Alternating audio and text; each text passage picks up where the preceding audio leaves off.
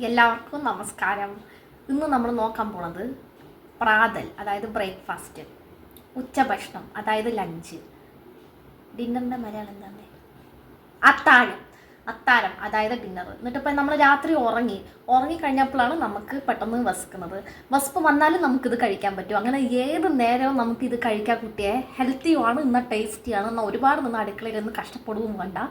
Fruit ചാട്ടാണ് നമ്മൾ നോക്കാൻ പോണത്. അപ്പോൾ ഇത് എങ്ങനെയാണ് ഉണ്ടാക്കുന്നത് എന്ന് നമ്മൾ നോക്കാം.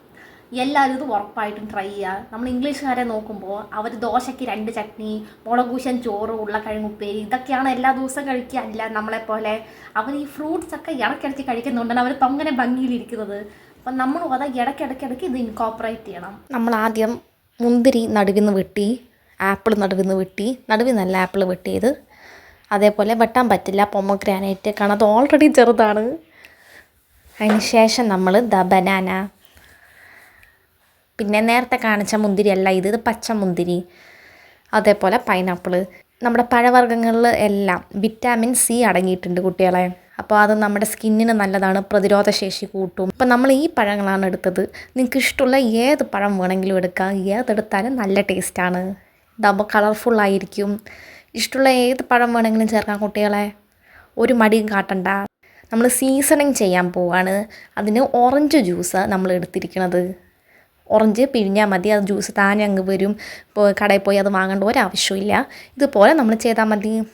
ഇതാണ് നമ്മുടെ ഇൻഗ്രീഡിയൻറ്റ്, ചാട്ട് മസാല. ഈ ചാട്ട് മസാല ഏത് കമ്പനിയുടെയാണ് നമ്മൾ വാങ്ങിയെന്ന് വെച്ചാൽ ഒരു ക്ലൂ തരാം. തുമ്മൽ ചെയ്യുമ്പോൾ ഈ പേര് വരും.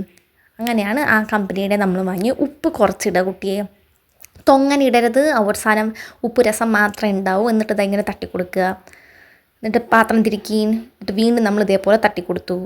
എല്ലാം നന്നായിട്ട് മിക്സായിട്ട് വരും. ഇത് സ്പൂൺ വെച്ചും കൂടെ ഇതുപോലെ മിക്സ് ചെയ്ത് കൊടുക്കുക. നോക്കി വൈകുന്നേരം ഇപ്പോൾ ചൂടുന്ന ടൈമല്ല എൻ്റെ കുട്ടിയെ. എന്ത് ചൂടാണ് പാലക്കാട്, ഹരിതഭംഗിയൊക്കെ തന്നെയാണ്, പക്ഷെ നല്ല ചുട്ടിട്ട് വയ്യ എൻ്റെ കുട്ടിയെ.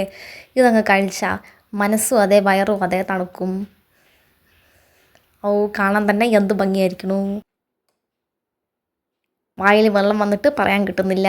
സ്കൂളിൽ നിന്ന് കുഞ്ഞുമക്കൾ വരുമ്പോൾ ഉണ്ടാക്കി കൊടുക്കുകയും ഉറപ്പായിട്ട് അവർക്ക് ഇഷ്ടാവും. കുട്ടികളെ തമ്മനയിലിന് വേണ്ടി നിന്നതാണ്. അപ്പോൾ ഇതാണ് നമ്മുടെ ഫ്രൂട്ട് ചാട്ട്. നോക്കി എന്ത് ഭംഗിയായിരിക്കണം. മിക്സ് ചെയ്ത് കഴിയുമ്പോഴത്തേന് എൻ്റെ കുട്ടിയെ നല്ല മണമാണ്. അപ്പോൾ നേരത്തെ ഞാൻ പറയാൻ മറന്നു, ഈവനിങ് സ്നാക്കായിട്ട് നമുക്കിത് കൊടുക്കാം. അപ്പോൾ ഞാൻ അത് കഴിച്ചിട്ട് എങ്ങനെയുണ്ടെന്ന് പറയാം.